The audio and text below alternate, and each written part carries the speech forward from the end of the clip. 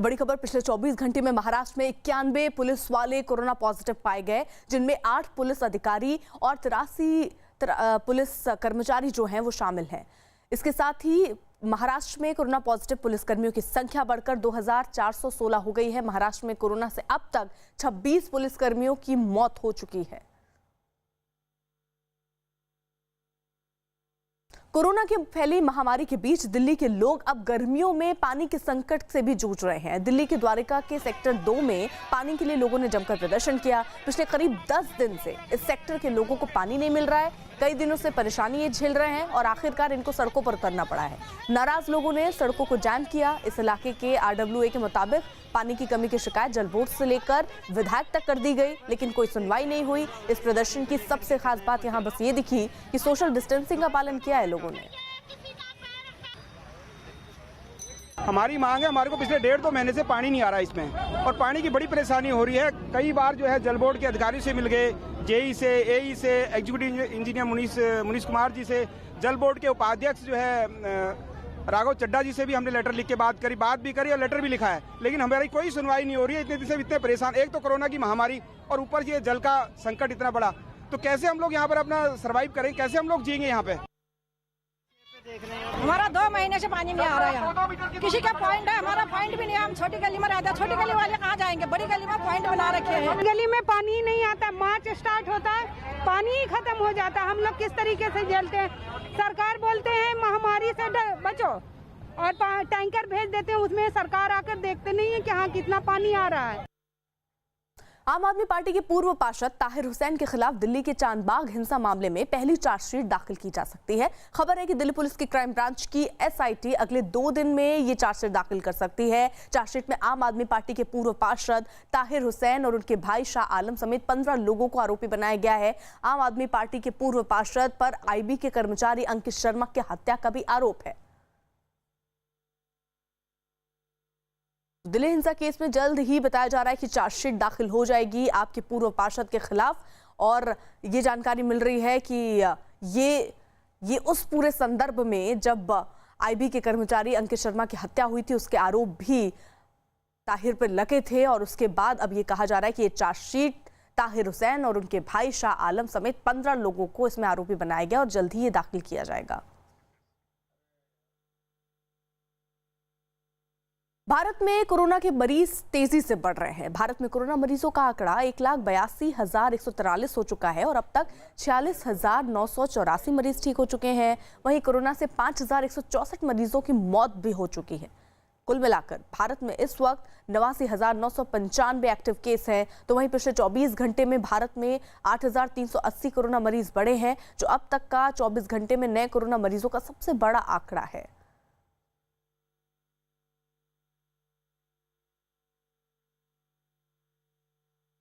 देश के ज्यादातर राज्य कोरोना वायरस से जूझ रहे हैं, लेकिन इनमें कुछ राज्य ऐसे हैं जहां कोरोना की चपेट में आने वाले जो मरीज हैं उनकी तादाद लगातार बढ़ रही है और कोरोना के मरीज भी बहुत ज्यादा हैं। सबसे खराब हालत महाराष्ट्र की है, जहां पर कोरोना मरीजों की संख्या लगातार बढ़ती जा रही है। वहां पर मरीजों की तादाद 65,000 के पार पहुंच चुकी है। कोरोना से जूझ रहे राज्यों में तमिलनाडु दूसरे नंबर पर है, जहां अब तक कोरोना के मरीजों की संख्या 21,000 से ज्यादा हो चुकी है। वहीं कोरोना मरीजों की संख्या के मामले में तीसरे नंबर पर दिल्ली है, जहां 18,549 मरीज हो चुके हैं। गुजरात चौथे नंबर पर है, जहां कोरोना मरीजों का आंकड़ा 16,000 से ज्यादा हो चुका है। और 5वें नंबर पर राजस्थान है, जहां कोरोना मरीजों की संख्या 8,617 है। कोरोना वायरस के कहर से पूरी दुनिया बेहाल है। दुनिया के 185 देश इस वक्त कोरोना महामारी की चपेट में है, लेकिन कुछ देशों में हालात बहुत ज्यादा खराब है। ऐसे देशों में पहले नंबर पर अमेरिका है, जहां कोरोना के मरीज 17,70,000 से ज्यादा हो चुके हैं। ब्राजील दूसरे नंबर पर है, जहां मरीजों की संख्या 4,98,000 के पार पहुंच चुकी है। रूस इस लिस्ट में तीसरे नंबर पर है, जहां कोरोना मरीजों की संख्या 3,96,000 के पार पहुंच चुकी है। ब्रिटेन चौथे नंबर पर है, जहां पर यह आंकड़ा 2,74,000 से ऊपर पहुंच चुका है। 5वें नंबर पर स्पेन है, जहां कोरोना मरीजों की संख्या 2 लाख से ऊपर हो गई है।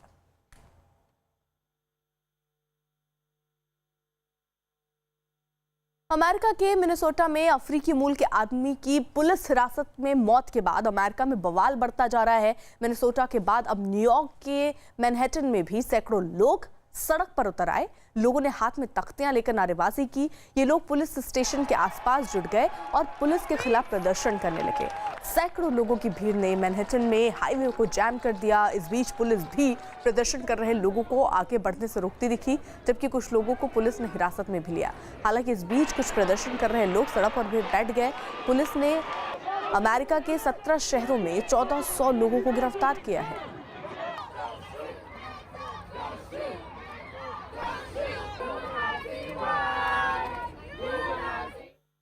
अमेरिका में अफ्रीकी मूल के आदमी की पुलिस हिरासत के मौत के बवाल के बीच जारी राजधानी वॉशिंगटन डीसी में प्रदर्शन और भड़क गया। दावा किया गया कि सैकड़ों लोग व्हाइट हाउस के पास जुटकर प्रदर्शन कर रहे थे, लेकिन कुछ देर के वक्त अचानक प्रदर्शनकारियों ने बैरिकेड खींचकर पुलिस पर पत्थर फेंकने शुरू कर दिए। इसी बीच एक बड़े डस्टबिन में आग लगा दी गई, जिसके बाद पुलिस ने लोगों को काबू में करने के लिए मिर्च के स्प्रे का इस्तेमाल किया, जिसके बाद प्रदर्शनकारी इधर उधर बिखर गए। लेकिन इस बीच भी कुछ लोगों ने अपना प्रदर्शन जारी रखा।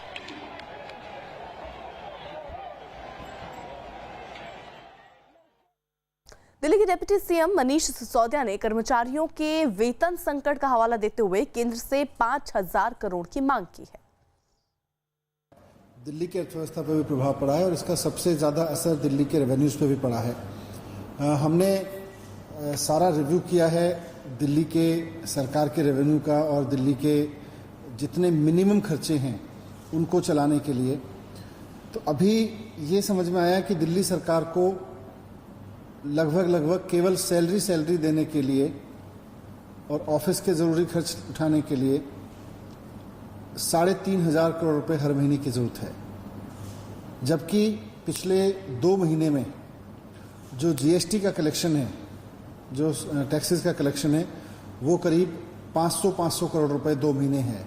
बाकी और सोर्सेज से भी मिला के दिल्ली सरकार के पास में अभी तक कुल मिला के 1700 करोड़ रुपए आए हैं, 1735 करोड़ रुपए आए हैं, जबकि ज़रूरत है 2 महीने के अंदर देखें तो 7,000 करोड़ रुपए की। तो इस वक्त दिल्ली सरकार के सामने सबसे बड़ा संकट ये भी है कि अपने कर्मचारियों की तनख्वाह कैसे दी जाए। वैसे में मैंने केंद्र सरकार से तुरंत राहत के तौर पे दिल्ली के कर्मचारियों की तनख्वाह दी जा सके इसके लिए और दिल्ली के और बाकी ज़रूरी काम तुरंत ऑफिस के चलाए जा सकें, इसके लिए 5,000 करोड़ रुपए की मांग की है। मैंने केंद्रीय वित्त मंत्री जी को चिट्ठी लिखी है कि वो दिल्ली सरकार के लिए तुरंत 5,000 करोड़ रुपए की सहायता दें, क्योंकि उन्होंने आपदा राहत कोष में से जो राज्यों को पैसा दिया है वो पैसा दिल्ली सरकार को नहीं मिला है। उसकी वजह से दिल्ली में फाइनेंशियल काफ़ी प्रॉब्लम्स हैं और दिल्ली के पास भी टैक्सेस नहीं आ रहे हैं। केंद्र सरकार से अदरवाइज भी कोई सहायता नहीं मिलती है दिल्ली सरकार को। तो मैंने उनसे रिक्वेस्ट किया है कि लॉकडाउन की वजह से जो अभी आर्थिक परेशानी दिल्ली सरकार के रेवेन्यूज पे आई है उसको मीट करने के लिए, ताकि दिल्ली सरकार अपने कर्मचारियों को, अपने टीचर्स को, अपने डॉक्टर्स को, अपने इंजीनियर्स को, अपने बाकी कर्मचारियों को, सिविल डिफेंस के लोगों को, जो लोग भी इस वक्त कोरोना संकट पर काम कर रहे हैं, उन सबको तनख्वाह दे सके। इसके लिए तुरंत 5,000 करोड़ रुपए की आवश्यकता है दिल्ली सरकार को और मैंने केंद्रीय वित्त मंत्री जी को चिट्ठी लिख के उनसे ये मांग की है। यही आपके सामने रखना था। जावेद हमारे सहयोगी इस वक्त जुड़ चुके हैं। जावेद, यानी दिल्ली सरकार की ओर से ये पैसे केंद्र सरकार से मांगे गए हैं, कोई अभी खबर केंद्र सरकार की तरफ से आई? देखिए, इंतजार है केंद्र सरकार का कि वो क्या इस पर जवाब देती है, लेकिन मनीष सिसोदिया को जिस तरह से हम सुन रहे थे, उन्होंने कहा कि जो राज्य को पैसा आपदा राहत कोष से मिला है वो भी दिल्ली को नहीं मिला है। और हमें ये याद रखना होगा कि मुख्यमंत्री अरविंद केजरीवाल लगातार इस पक्ष में रहे हैं कि कंटेनमेंट जोन को छोड़कर दिल्ली की आर्थिक सेहत के लिए दिल्ली को खोल दिया जाए। और लॉकडाउन 4 में हमने देखा भी, इसी का हवाला देते हुए दिल्ली की आर्थिक जो चीजें हैं वो खोल दी गई। तो ये अब जरूरी है कि केंद्र सरकार इस पर क्या जवाब देगी। और मनीष सिसोदिया जो कि वित्त मंत्री भी हैं दिल्ली के, उन्होंने इसी हैसियत से चिट्ठी लिखी है केंद्रीय वित्त मंत्री को। और मुख्यमंत्री अरविंद केजरीवाल ने भी अभी ट्वीट किया है और कहा है कि केंद्र सरकार दिल्ली के लोगों की मदद करे। अब तो देखना ये होगा कि केंद्र सरकार इस पर क्या जवाब देती है। जी अर्पिता। जावेद, जिस तरीके से ये मांग की गई है, कहां कहां दिक्कत दिल्ली सरकार को आ रही है? क्योंकि ये बताया जा रहा है कर्मचारियों को पैसे तक देने के अभी हालात नहीं है, तो ऐसे में पैसे दिए जाएं और इन कर्मचारियों को भी पैसे दिए जाएं। देखिए, जो कहा जा रहा है कि दिल्ली को जो सैलरी देने के लिए डिप्टी सीएम मनीष सिसोदिया ने बताया कि 3500 करोड़ की जरूरत होती है, जो फौरी तौर पर उन्हें जरूरत है। 2 महीने का जो उन्होंने कलेक्शन बताया, कुल मिलाकर 1735 करोड़ अलग अलग मद से आए, लेकिन उन्हें जरूरत है 7000 करोड़ की। तो इसीलिए 5000 करोड़ की राशि की मांग केंद्र सरकार से की है। दिल्ली सरकार का कहना है कि जो उनका कलेक्शन है वो 85% कम चल रहा है, लिहाजा उन्हें केंद्र फौरी तौर पर मदद करे और जो राशि है वो रिलीज करे। तो जावेद, यानी एक तरफ से कई आरोप भी दिल्ली सरकार पर लग रहे थे, वो बीजेपी की तरफ से भी लग रहे थे कि इन्होंने बहुत सारे विज्ञापनों पर पैसे खर्च कर दिए। अभी कुछ दिन पहले ही मनोज तिवारी ने भी ये कहा कि आपने कितने बेड और वेंटिलेटर लगाए, उसके पैसे किसमें कितने खर्च किए और विज्ञापन में कितने खर्च किए, क्लियर कीजिए। तो क्या ये कहीं ऐसा कुछ तो नहीं है कि इन जगहों पर पैसा ज्यादा खर्च हो गया इसलिए पैसे की डिमांड है? देखिए, वो सरकार आंकड़े जारी करेगी कि विज्ञापन की मद में कितना खर्चा है। निश्चित रूप से जब आज मनीष सिसोदिया ने ये चिट्ठी लिखी है, इस पर सियासत होना लाजमी भी है और बीजेपी की तरफ से इस पर ये सवाल जरूर पूछा जाएगा, क्योंकि लगातार बीजेपी दिल्ली सरकार पर सवाल खड़े करते रही है उसके कोरोना से लड़ाई की तैयारियों को लेकर। अब जब चिट्ठी लिखी है तो बीजेपी लगातार इस बात को उठाएगी कि आपने कहाँ कितना खर्च किया, ये जनता के सामने रखें। जी जावेद, जिस तरीके से बता रहे हैं कि दरअसल 5000 करोड़ की मदद के लिए चिट्ठी लिखी गई है, केंद्र सरकार से निवेदन है कि आपदा की इस घड़ी में दिल्ली के लोगों की मदद करें, ऐसा मनीष सिसोदिया ने कहा। और इसी के साथ साथ केजरीवाल ने भी ट्वीट किया। केजरीवाल ने दरअसल एक ट्वीट किया, उसमें उन्होंने लिखा केंद्र सरकार से निवेदन है कि आपदा की इस घड़ी में दिल्ली के लोगों की मदद करें।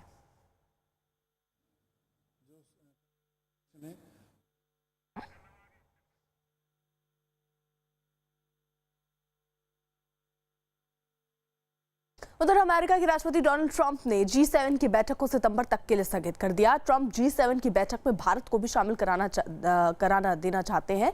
राष्ट्रपति ट्रंप ने G7 की बैठक को स्थगित करते हुए कहा कि उन्हें नहीं लगता कि दुनिया में जो हो रहा है उसका G7 के सदस्य देश प्रतिनिधित्व करते हैं। ट्रंप के मुताबिक अब G7 के मायने नहीं रह गए हैं। G7 के America, Canada, France, Britain, Germany, Italy और जापान सदस्य देश हैं। माना यह जा रहा है कि ट्रंप इसके जरिए चीन के खिलाफ नई रणनीति बनाना चाहते हैं।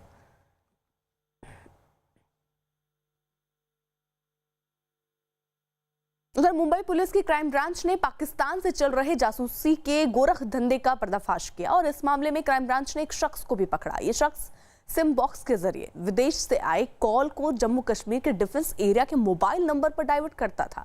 मुंबई क्राइम ब्रांच ने यह कार्रवाई मिलिट्री इंटेलिजेंस जम्मू कश्मीर की सूचना पर की। बताया गया कि सेना के जवानों को पिछले कुछ दिनों से मुंबई से फोन आ रहे थे। सामने से बात करने वाला शख्स उनकी लोकेशन और दूसरी जानकारी के बारे में पूछता था। शक होने पर मिलिट्री इंटेलिजेंस ने मुंबई पुलिस को इसकी सूचना दी।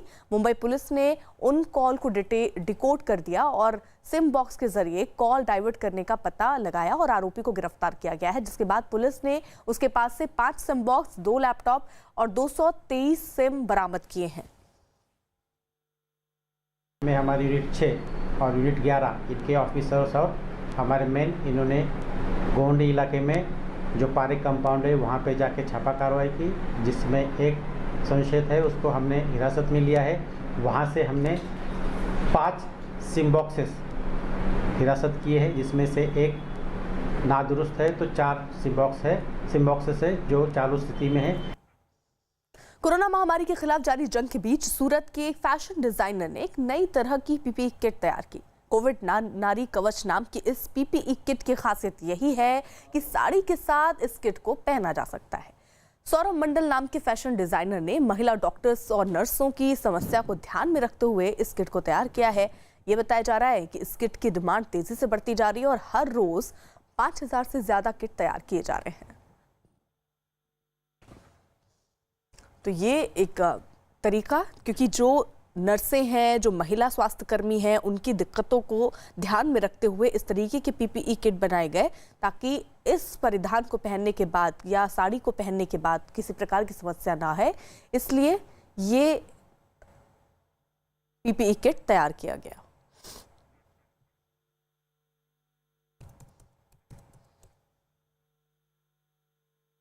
और आप देख रहे हैं मुद्दा गरम है और मैं हूं आपके साथ अर्पिता आर्या। मुद्दा गरम है में आज का सवाल, क्या इमरान खान एक बार फिर बालाकोट जैसा इलाज चाहते हैं? ये सवाल इसलिए कि सीमा पार से लगातार पाकिस्तान के जवान फायरिंग कर रहे हैं। पाकिस्तान लगातार सीमा पार से आतंकियों की घुसपैठ कराने के लिए भारतीय सीमा में बसे गांवों को निशाना बनाता रहा है।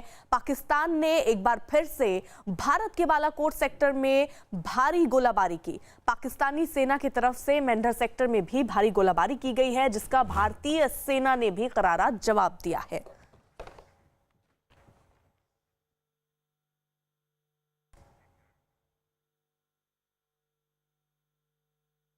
और इस बीच खुफिया एजेंसियों ने दिल्ली और गुजरात में आतंकी हमले का अलर्ट जारी किया। खुफिया एजेंसियों की माने तो आतंकी दिल्ली और गुजरात में हमले की साजिश रच रहे हैं। सूत्रों से मिली खबर के मुताबिक पाकिस्तान के तीनों बड़े आतंकी संगठन लश्कर, जैश और हिज्ब एक साथ मिलकर साजिश को अंजाम देने की फिराक में हैं। अगले 7 दिनों के भीतर आतंकी किसी बड़ी साजिश को अंजाम दे सकते हैं। खुफिया विभाग को यह बात पता चली है कि आतंकी सड़क के रास्ते दिल्ली और गुजरात पहुंचने की फिराक में है और दिल्ली और गुजरात के कौन कौन से इलाके आतंकियों के निशाने पर हैं, इसका पता लगाने की भी कोशिश हो रही है।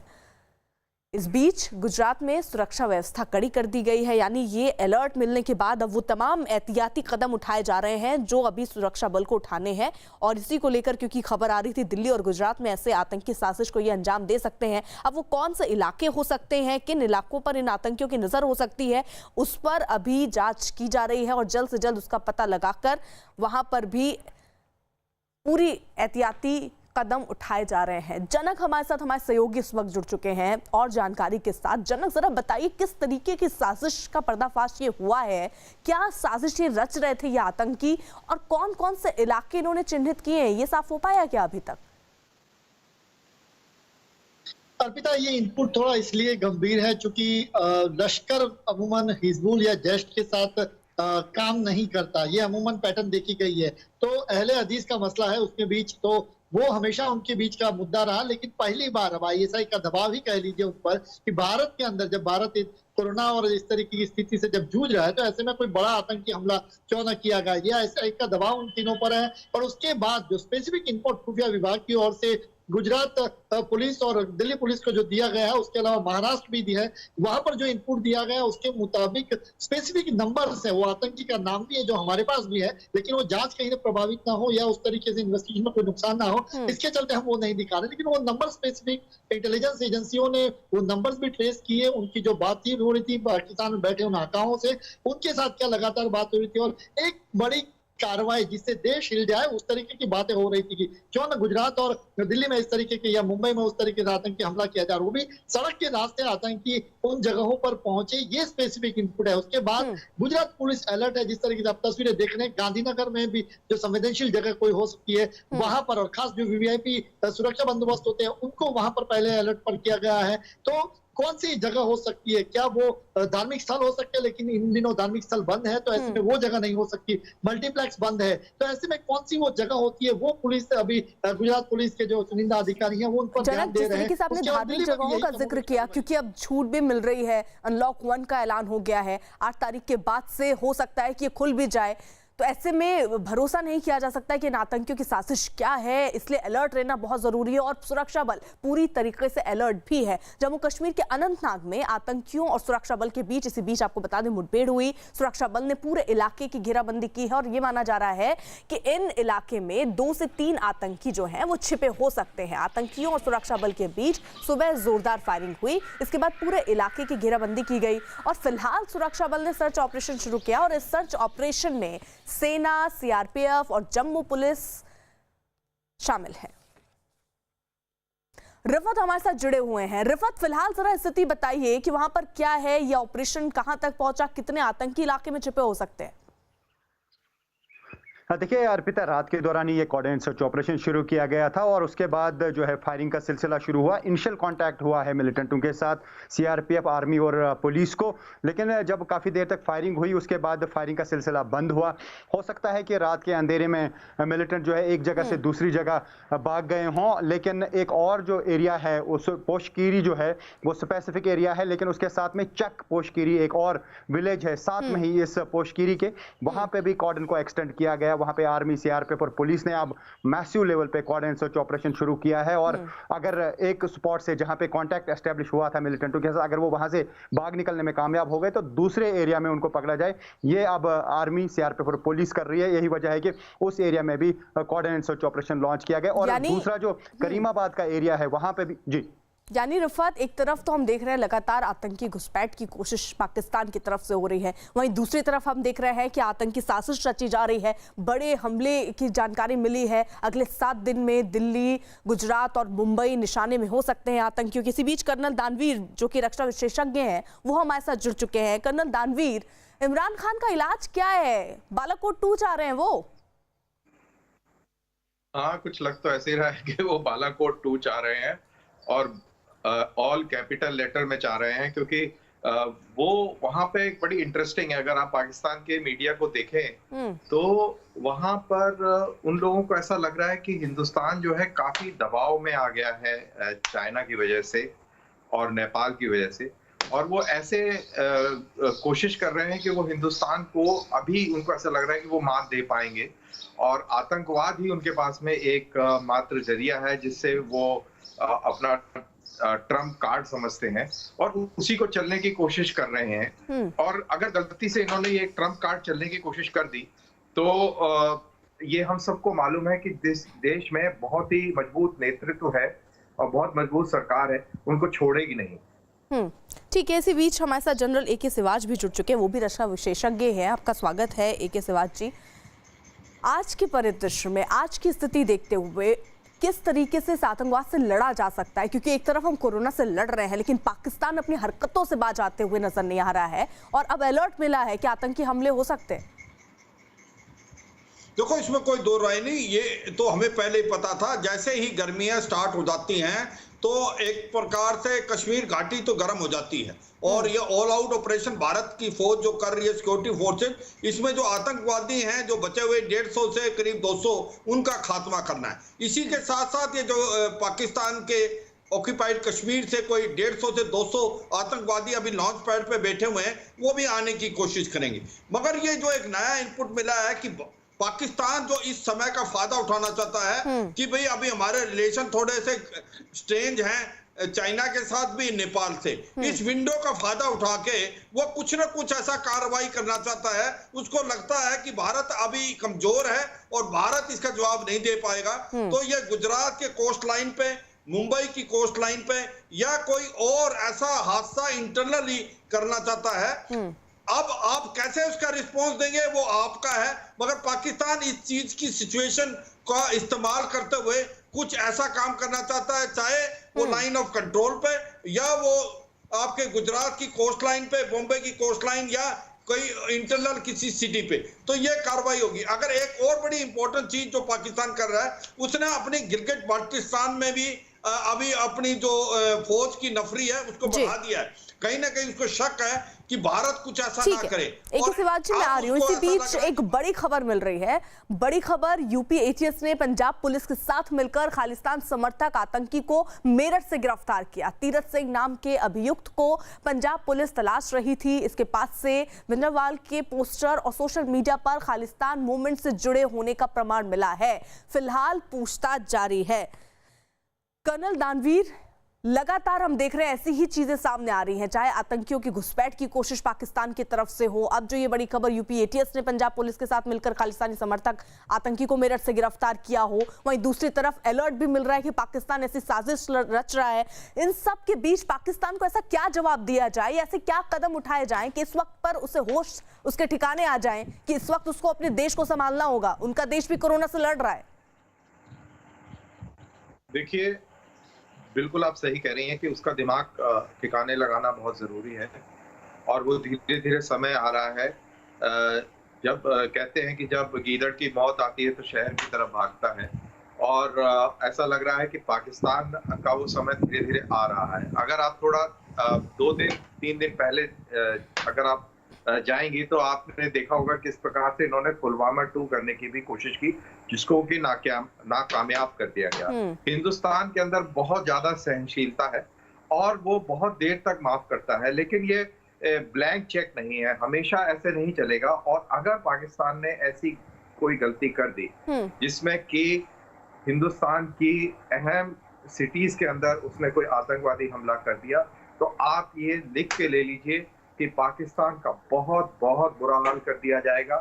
विकल्प बहुत सारे हैं, ये पाकिस्तान को भी पता है, लेकिन पाकिस्तान हमारी पेशेंस टेस्ट करता रहता है। और अभी पाकिस्तान के अंदरूनी हालात इतने गंभीर हैं कि वो भी डेस्परेशन में चाह रहा है कि कुछ हिंदुस्तान करे और वो पाकिस्तान इकट्ठा फिर से हो जाए। ठीक है, जनक का जल्दी से रुक कर लेते हैं, क्योंकि एक अलर्ट मिला है जिसमें कहा जा रहा है कि 7 दिन के अंदर ऐसा हो सकता है कोई बड़ी साजिश ये आतंकी रच रहे हों। जनक, कुछ और जो खबर आपको मिली हो, ये किस जगहों से ये आतंकी क्या दाखिल हो चुके हैं, कितने आतंकी हैं, किन किन इलाकों में इन्होंने साजिश रची है, किस तरीके की साजिश दरअसल इन आतंकियों के द्वारा रची गई है, कुछ साफ हुआ क्या अभी तक? देखिए अर्पिता, जो इनपुट है वो उसी तरीके से है कि वो जमीन के रास्ते गुजरात या कहें मुंबई या कहें महाराष्ट्र कहें या दिल्ली वो पहुंचना चाहते हैं, और उसी के बाद वो किसी जो शब्द इस्तेमाल किया गया बड़ी कार्रवाई करने के मूड में है।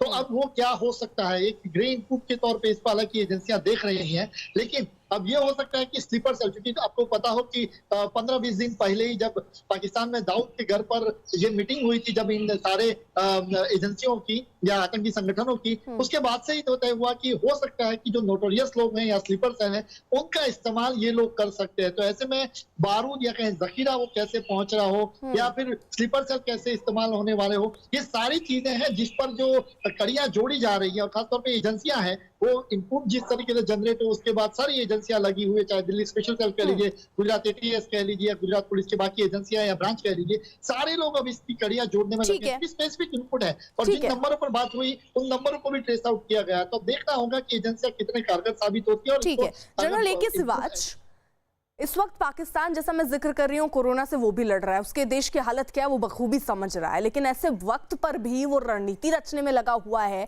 और आप कह रहे हैं, जिस तरीके से कर्नल दानवीर कह रहे हैं कि उसको पता है कि उसका हश्र क्या हो जाएगा अगर उसने आंख उठा के देखी, लेकिन ये चेष्टा बार बार पाकिस्तान कर कैसे लेता है?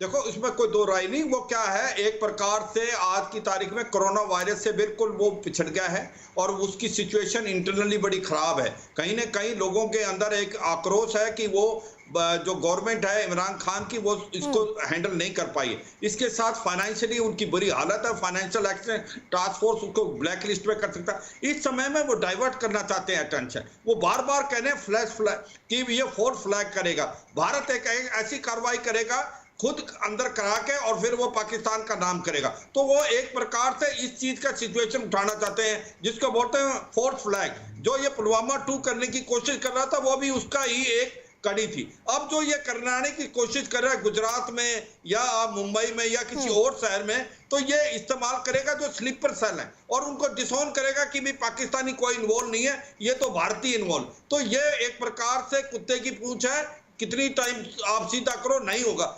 पाकिस्तान इस सिचुएशन का फायदा उठाना चाहता है, अटेंशन को डाइवर्ट जिस तरीके से साजिश रच रहा है ना पाकिस्तान के जो जवान है वो लगातार फायरिंग कर रहे हैं। पाकिस्तान लगातार सीमा पार से आतंकियों को घुसपैठ कराने के लिए भारतीय सीमा में बसे जो गांव हैं उनको निशाना बना रहा है, रिहायशी इलाकों को निशाना बना रहा है। पाकिस्तान ने एक बार फिर से भारत के बालाकोट सेक्टर में भारी गोलाबारी की है। पाकिस्तानी सेना की तरफ से मेंढा सेक्टर में भी भारी गोलाबारी की गई, जिसका भारतीय सेना करारा जवाब दे रही है। रफत हमारे साथ जुड़े हुए हैं। रफत, जरा स्थिति इस वक्त बताइए, दोनों ही तरफ से क्या ये फायरिंग अभी हो रही है और ये रिहायशी इलाका जिसको पाकिस्तान निशाना बना रहा है? हाँ, देखिए मैं आपको बता दूं, खासतौर से अगर हम एलओसी की बात करें, काफ़ी जगहों पे आए रोज़ जो है सीज़ फायर वायलेशंस हो रही हैं, चाहे वो उड़ी का सेक्टर हो, कुपवारा का सेक्टर हो, केरन, करना, टंगड़ार, गुरेज और साथ ही जो जम्मू के काफ़ी सारे एरियाज़ हैं, पूंछ राजौरी के, वहाँ पे लगातार जो है सीज़ फायर वायलेशंस हो रही हैं। पाकिस्तान की तरफ से फायरिंग की जा रही है इंडियन पोस्ट्स पे, और इंडियन आर्मी जो है रिटाइलेट कर रही है, वो पाकिस्तान पोस्ट पे फायरिंग की जा रही है। तो ये सिलसिला लगातार जारी है। तकरीबन 2 साल से सबसे ज़्यादा जो है फायरिंग देखी गई एलओसी पे, और खासतौर से जो एलओसी के इर्द गिर्द लोग रहते हैं वो काफ़ी मुतासिर हो जाते हैं, क्योंकि शेलिंग बहुत ज़्यादा होती है और बंकर भी हर जगह पे नहीं है कि लोग बंकर्स में अपनी जो है जान बचा सकें। तो कैजुअलिटी भी काफ़ी हुई है, आज तक सिविलियंस की भी काफ़ी मौत हुई है। बच्चे आपने देखा कि जो रिसेंटली कुपवारा डिस्ट्रिक्ट में जो ज़बरदस्त सीज फायर वायलेशन हुई थी, उसमें छोटा एक बच्चा भी मारा गया था, और अभी तक काफ़ी लोगों की मौत हुई है एलओसी पे। तो एलओसी पे लगातार पिछले तकरीबन 2-3 महीने से बिल्कुल रिफत, यानी एक चीज तो पाकिस्तान को बहुत अच्छे से समझ लेना चाहिए, जब तक हम शांत हैं तब तक ही उनकी भलाई है। अगर हम जाग गए, यानी शेर को जगाने की कोशिश तो बिल्कुल पाकिस्तान को नहीं करनी चाहिए, अंजाम बहुत बुरा होगा। फिलहाल कर्नल दानवीर जो हमारे साथ जुड़े हुए थे, आपका बहुत बहुत शुक्रिया। जनरल AK सिवाज भी हमारे साथ थे, आपका भी बहुत शुक्रिया। रिफत भी हमारे साथ थे और जनक भी थे, आप दोनों का बहुत बहुत शुक्रिया। उधर दिल्ली के डिप्टी सीएम मनीष सिसोदिया ने कर्मचारियों के वेतन संकट का हवाला देते हुए केंद्र से 5,000 करोड़ की मांग की है। दिल्ली सरकार को लगभग केवल सैलरी देने के लिए और ऑफिस के जरूरी खर्च उठाने के लिए 3,500 करोड़ रुपए हर महीने की जरूरत है, जबकि पिछले 2 महीने में जो GST का कलेक्शन है, जो टैक्सेस का कलेक्शन है, वो करीब 500 करोड़ रुपए 2 महीने है। बाकी और सोर्सेज से भी मिला के दिल्ली सरकार के पास में अभी तक कुल मिला के 1700 करोड़ रुपए आए हैं, 1735 करोड़ रुपए आए हैं, जबकि जरूरत है 2 महीने के अंदर देखें तो 7,000 करोड़ रुपए की। तो इस वक्त दिल्ली सरकार के सामने सबसे बड़ा संकट ये भी है कि अपने कर्मचारियों की तनख्वाह कैसे दी जाए। वैसे में मैंने केंद्र सरकार से तुरंत राहत के तौर पे दिल्ली के कर्मचारियों की तनख्वाह दी जा सके इसके लिए, और दिल्ली के और बाकी ज़रूरी काम तुरंत ऑफिस के चलाए जा सकें, इसके लिए 5,000 करोड़ रुपए की मांग की है। इसी मुद्दे पर अरविंद केजरीवाल ने भी एक ट्वीट किया। ट्वीट करके अरविंद केजरीवाल ने लिखा कि केंद्र से मदद की मांग पर सीएम अरविंद केजरीवाल ने ये ट्वीट करके लिखा कि केंद्र सरकार से निवेदन है कि इस आपदा की घड़ी में दिल्ली के लोगों की मदद करें। भारत में कोरोना के मरीज तेजी से बढ़ रहे हैं। भारत में कोरोना मरीजों का आंकड़ा 1,82,143 हो चुका है और अब तक 86,984 मरीज ठीक भी हो चुके हैं। वहीं कोरोना से 5,164 मरीजों की मौत भी हो चुकी है। कुल मिलाकर भारत में इस वक्त 89,995 एक्टिव केस हैं। तो वहीं पिछले अगर 24 घंटों की बात करें तो भारत में 8,380 कोरोना मरीज बढ़े हैं, जो कि 24 घंटे में अब तक के सबसे बड़ा आंकड़ा है। सबसे ज्यादा मरीज 24 घंटे में सामने आए हैं। देश के ज्यादातर राज्य कोरोना वायरस से जूझ रहे हैं, लेकिन इनमें से कुछ राज्य ऐसे हैं जहां कोरोना की चपेट में आने वाले मरीजों की जो तादाद है वो लगातार बढ़ रही है। वहां कोरोना के मरीज भी बहुत ज्यादा हैं। सबसे खराब हालत तो महाराष्ट्र की है, जहां पर कोरोना मरीजों की संख्या लगातार बढ़ती जा रही है। वहां पर मरीजों की तादाद 65,000 के आंकड़े को पार कर गई है। कोरोना से जूझ रहे राज्यों में तमिलनाडु दूसरे नंबर पर है, जहां अब तक कोरोना के मरीजों की संख्या 21,000 से ज्यादा हो चुकी है। वहीं कोरोना मरीजों की संख्या में तीसरे नंबर पर दिल्ली है, जहां 18,549 मरीज हो चुके हैं। गुजरात चौथे नंबर पर, वहां पर कोरोना मरीजों का आंकड़ा 16,000 के आंकड़े को पार कर गया है। 5वें नंबर पर राजस्थान है, जहां कोरोना मरीजों की संख्या 8,617 है।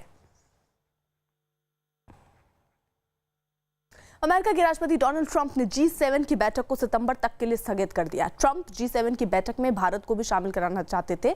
राष्ट्रपति ट्रंप ने G7 की बैठक को स्थगित करते हुए कहा कि उन्हें नहीं लगता कि दुनिया में जो हो रहा है उसका G7 के सदस्य देश प्रतिनिधित्व करते हैं।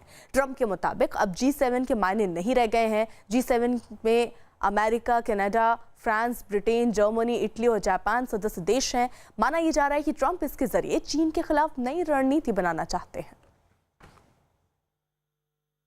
लॉकडाउन की वजह से मजदूरों का अपने घर लौटने का जो सिलसिला है वो जारी है और उसके लिए कई मजदूर जद्दोजहद भी करते नजर आ रहे हैं। दिल्ली यूपी बॉर्डर पर एक मजदूर का परिवार कई घंटों से फ्लाईओवर के नीचे बैठा हुआ है और सरकार से गुहार कर रहा है कि जल्द से जल्द उनको घर पहुंचा दें। इस परिवार में एक दिव्यांग सदस्य है जो उसके साथ में 6 महीने की बच्ची भी है। दिल्ली के करोल बाग से यूपी के सिद्धार्थनगर जाने के लिए निकले इस परिवार को पुलिस ने बॉर्डर पर ही रोक दिया। आरोप यह है कि लॉकडाउन में काम बंद होने के बाद मकान मालिक ने भी उन्हें घर से निकाल दिया, जिसके बाद ये लोग दर दर भटकने को मजबूर हो गए हैं। हम इस वक्त गाजीपुर बॉर्डर पर हैं और गाजीपुर बॉर्डर पर पटरी पर सोया है एक परिवार, 2 परिवार, 3 परिवार, ऐसे कई परिवार हैं जो यहाँ पर पटरी पर हैं। आप देख सकते हैं क्योंकि उनके पास इस समय घर जाने के अलावा और कोई चारा नहीं बचा। इस वक्त मैं दिखाना चाहूँगा इस परिवार को जो करोलबाग में अपना काम करते थे, कपड़े की दुकान में पूरा परिवार जो यहाँ पर काम करता था वो यहाँ पर था। और इस परिवार में जो एक शख्स हैं वो घर के मुखिया हैं लेकिन विकलांग हैं, इसकी वजह से काम नहीं कर सकते। लेकिन मासूम बच्ची है उनकी 6 महीने की, और आप देख सकते हैं यहाँ पर जो लोग यहाँ पर आसपास के लोग कुछ देकर जा रहे हैं वही उनके लिए इस वक्त खाने की चीज़ बनी हुई है, क्योंकि यहाँ पर उनके पास कोई चारा नहीं है। करोल बाग में काम खत्म होने के बाद 3 महीने जैसे तैसे गुजारे। किराए के लिए मकान मालिक से कई बार गुजारिश की लेकिन मकान मालिक ने उनसे किराया वसूला और उसके बाद वहाँ से चला गया। काम धंधे का पैसा नहीं मिला, जिसके बाद पैसा नहीं होने की वजह से उनके पास दिक्कत परिवार को चलाने की हुई और आज परिवार सिद्धार्थनगर यानी उत्तर प्रदेश के सिद्धार्थनगर में जाने के लिए बेबस है। और ये यहाँ पर सरकार से गुजारिश कर रहे हैं कि सरकार की तरफ से दखल हो और उन्हें सिद्धार्थनगर उत्तर प्रदेश में भेज दिया जाए, क्योंकि इन्हें अब दिल्ली में नहीं रहना है। सबसे मुश्किल सवाल उनके लिए अभी भी है कि उनको कौन छोड़ेगा, क्योंकि इन लोगों के लिए ये परेशानी आज नहीं बल्कि कई दिनों से है। बीती रात लगभग 11:30 बजे जब ये परिवार यहाँ पर पहुँचा था तो उसके बाद से इनकी कंडीशन ऐसी थी, पूरा सामान घर का ऐसे बिखरा पड़ा था। बारिश हो गई थी जिसकी वजह से परिवार को ये समय काटना पड़ा। अब ये कोशिश कर रहे हैं कि यहाँ से कोई आए और उनको लेकर जाए ताकि यहाँ पर उनकी स्थिति जो है वो थोड़ा ठीक हालात में हो। और सरकार की तरफ से अभी अभी एक बस आई है जो इन सभी को यहाँ से लेकर शेल्टर होम की तरफ जाएगी, जहाँ पर इनकी स्क्रीनिंग की जाएगी और स्क्रीनिंग के बाद ही इन लोगों को उनके घर यानी उत्तर प्रदेश के सिद्धार्थनगर में भेजा जाएगा। ये दिल्ली पुलिस की तरफ से ये कवायद की जा रही है ताकि इन लोगों को यहाँ से शेल्टर होम ले जाया जा सके। कोरोना महामारी ने देश में सबसे ज्यादा महाराष्ट्र में हाहाकार मचा रखा है। बीते 24 घंटे में कोरोना के यहां 2940 नए मरीज मिलने के बाद संख्या 65,000 के पार पहुंच गई। राज्य में अब कोरोना के मरीजों का आंकड़ा 65,168 हो गया है। पिछले अगर 24 घंटों की बात करें तो कोरोना से 99 लोगों की मौत हुई, जिसके बाद राज्य में कोरोना से मरने वालों की संख्या 2197 हो गई है। राज्य में पिछले 24 घंटे में 1084 मरीज ठीक भी हुए हैं। कोरोना की फैली महामारी के बीच दिल्ली के लोग अब गर्मियों में पानी के संकट से भी जूझ रहे हैं। दिल्ली के द्वारिका के सेक्टर 2 में पानी के लिए लोगों ने जमकर प्रदर्शन किया। पिछले करीब 10 दिन से इस सेक्टर के लोग ये शिकायत कर रहे हैं कि उन्हें पानी नहीं मिल रहा है। कई दिनों से वो परेशानी झेल रहे हैं, लेकिन अब मजबूर होकर उनको सड़कों पर उतरना पड़ा है। नाराज लोगों ने सड़क को जाम किया और वो कह रहे हैं कि जल्द से जल्द पानी की सुविधा उनको मिले। इस इलाके के RWA के मुताबिक पानी की कमी की शिकायत जल बोर्ड से लेकर इलाके के विधायक तक से कर दी गई है, लेकिन कोई सुनवाई नहीं हुई। इस प्रदर्शन की सबसे खास बात ये रही कि यहाँ लोगों ने सोशल डिस्टेंसिंग का पालन किया। हमारी मांग है, हमारे को पिछले 1.5-2 महीने से पानी नहीं आ रहा इसमें, और पानी की बड़ी परेशानी हो रही है। कई बार जो है जल बोर्ड के अधिकारियों से मिल गए, JE से, AE से, एग्जीक्यूटिव इंजीनियर मुनीश कुमार जी से, जल बोर्ड के उपाध्यक्ष जो है राघव चड्डा जी से भी हमने लेटर लिख के बात भी करी और लेटर भी लिखा है, लेकिन हमारी कोई सुनवाई नहीं हो रही है। इतने दिन से इतने परेशान, एक तो कोरोना की महामारी और ऊपर ये जल का संकट इतना बड़ा, तो कैसे हम लोग यहाँ पर अपना सर्वाइव करें, कैसे हम लोग जिएंगे यहाँ पे। हमारा 2 महीने से पानी नहीं आ रहा है। किसी का पॉइंट है, हमारा पॉइंट भी नहीं है। हम छोटी गली में रहते हैं, छोटी गली वाले कहाँ जाएंगे, बड़ी गली में पॉइंट बना रखे हैं। गली में पानी नहीं आता, मार्च स्टार्ट होता है, पानी ही खत्म हो जाता है। हम लोग किस तरीके से झेलते हैं। सरकार बोलते हैं महामारी से बचो और टैंकर भेज देते हैं, उसमें सरकार आकर देखते नहीं है कि हाँ कितना पानी आ रहा है। कल से दी जाने वाली केंद्र सरकार की छूट पर उत्तर प्रदेश में अब से कुछ देर बाद दिशा निर्देश जारी किए जाएंगे, लेकिन इससे पहले ही यूपी के CM योगी आदित्यनाथ ने एक सवाल के जवाब में कहा कि गौतम बुद्ध नगर और गाजियाबाद के दिशा निर्देशों पर फैसला वहां के DM लेंगे। राजीव सिंह हमारे साथ हमारे सहयोगी इस वक्त जुड़ चुके हैं। राजीव, यानी इससे हम क्या समझें कि फिलहाल गाजियाबाद और गौतम बुद्ध नगर की स्थिति जो है उसको देखते हुए क्या ऐसे आसार दिख रहे हैं कि अभी कोई छूट नहीं दी जाएगी यहाँ पर? देखिए, यकीनन मुख्यमंत्री योगी आदित्यनाथ ने स्पष्ट किया है कि जिस तरह से कोरोना संक्रमण बढ़ रहा है उस दौरान जो केंद्र सरकार की गाइडलाइन जारी की गई है उसमें इंटर स्टेट ट्रांसपोर्ट को अलाउ किए जाने की बात कही है। लेकिन खासकर गाजियाबाद और जो नोएडा जैसे एनसीआर के जिले हैं उनमें जो ट्रांसपोर्टेशन है उससे जुड़ा जो डिसीजन है वहां के जिलाधिकारी लेंगे कि किस तरह से वो अलाउ करते हैं। और क्योंकि बात दिल्ली से आने जाने की है तो जब दो राज्यों की बात होगी तो दोनों राज्यों की एक तो सहमत की आवश्यकता है और दूसरी तरफ जो दोनों जिले हैं वहां के जिलाधिकारियों को ये अनुमति देने का अधिकार होगा कि वो अलाउ करते हैं कि नहीं। ये उसी कंडीशन में दी जाएगी जब केंद्र सरकार की गाइडलाइन के मुताबिक सोशल डिस्टेंसिंग फॉलो कराया जाए, जो कि कहीं ना कहीं एक बड़ी चुनौती है। तो ऐसे में ये संभावना जताई जा रही है कि जो अब से 2 बजे कुछ देर बाद जो उत्तर प्रदेश में छूट को लेकर गाइडलाइन जारी होने वाली है उसमें ये क्लियर हो जाएगा कि क्या आने वाले दिनों में 8 जून के बाद गाजियाबाद या नोएडा में आने जाने की अनुमति दी जाती है या फिर वहां पर कुछ पाबंदी लगाई जाती है। जी। यूपी के आगरा में अचानक मौसम बदलने और तेज आंधी चलने की वजह से कई इलाकों में काफी नुकसान हुआ है। आगरा के ताजमहल के अंदर भी नुकसान हुआ, जहां कई पेड़ गिर गए, जबकि पश्चिमी गेट पर कुछ हिस्सा टूट गया, जबकि इमारत के खंभे का हिस्सा भी टूटा दिखा। वहीं टिकट खिड़की के पास भी तेज हवा से गेट का कुछ हिस्सा टूट गया। इसमें जो टिकट एरिया में पश्चिमी गेट पर जो दर्शकों के लिए जहां टिकट चेक होती है और फिस्किंग और जो डीएफएमडी गेट लगाए गए हैं उस एरिया को काफ़ी डैमेज हुआ है। जो फॉल सीलिंग वगैरह थी मॉडर्न स्ट्रक्चर की वो सारा डैमेज हो गया है। कुछ डीएफएमडी भी गिर गए हैं, उन पर भी नुकसान हुआ है। और जो पश्चिमी प्रवेश द्वार है उसका पिवेट स्टोन टूट गया है, तो वो लकड़ी का दरवाजा झूल गया है। अंदर काफ़ी पेड़ उखड़ गए हैं। अमेरिका के मिनेसोटा में अफ्रीकी मूल के आदमी की पुलिस हिरासत में मौत के बाद अमेरिका में बवाल बढ़ता जा रहा है। मिनेसोटा के बाद अब न्यूयॉर्क के मैनहट्टन में भी सैकड़ों लोग सड़क पर उतर आए हैं। लोगों ने हाथ में तख्तियां लेकर नारेबाजी की है। ये लोग पुलिस स्टेशन के आसपास जुट गए और पुलिस के खिलाफ प्रदर्शन करने लगे। सैकड़ों लोगों की भीड़ ने मैनहट्टन में हाईवे को जैम कर दिया। इस बीच पुलिस भी प्रदर्शन कर रहे लोगों को आगे बढ़ने से रोकती दिखी, जबकि कुछ लोगों को पुलिस ने हिरासत में भी लिया। हालांकि इस बीच कुछ प्रदर्शन कर रहे लोग सड़क पर ही बैठ गए। पुलिस ने अमेरिका के 17 शहरों में 1400 लोगों को गिरफ्तार किया है।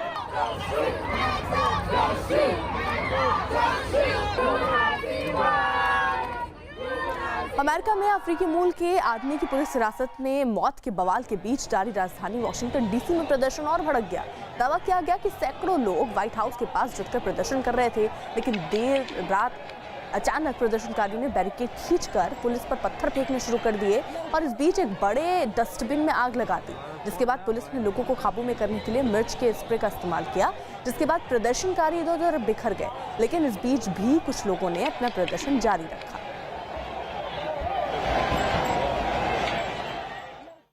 छत्तीसगढ़ के राजनांदगांव के पास मुसाफिरों से भरी एक बस पलट गई। हादसे में बस के 7 मुसाफिर गंभीर रूप से घायल हो गए। हादसे के वक्त बस में 26 लोग सवार थे। बताया जा रहा है कि यह हादसा 12 बजे के करीब हुआ। सभी घायलों को इलाज के लिए अस्पताल पहुंचाया गया है। पिछले 24 घंटे में महाराष्ट्र में 91 पुलिस वाले कोरोना पॉजिटिव पाए गए हैं, जिनमें 8 पुलिस अधिकारी और 83 पुलिस कर्मचारी शामिल हैं। इसके साथ ही महाराष्ट्र में कोरोना पॉजिटिव पुलिस कर्मियों की संख्या बढ़कर 2416 हो गई। महाराष्ट्र में कोरोना से अब तक 26 पुलिस कर्मियों की मौत हो चुकी है।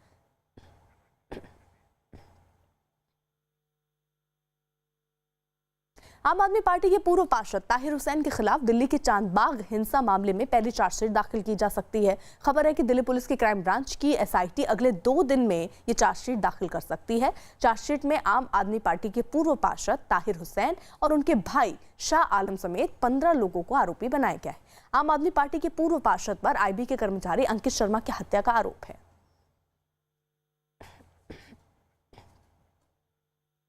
कोरोना महामारी के खिलाफ जारी जंग के बीच सूरत के एक फैशन डिजाइनर ने एक नई तरह की पीपीई किट तैयार की है। कोविड नारी कवच नाम की इस पीपीई किट की खासियत यही है कि साड़ी के साथ इस किट को पहना जा सकता है। सौरभ मंडल नाम के फैशन डिजाइनर ने महिला डॉक्टर्स और नर्सों की समस्या को ध्यान में रखते हुए इस किट को तैयार किया। बताया जा रहा है कि इस किट की डिमांड तेजी से बढ़ती जा रही है और हर रोज 5000 से ज्यादा किट तैयार किए जा रहे हैं।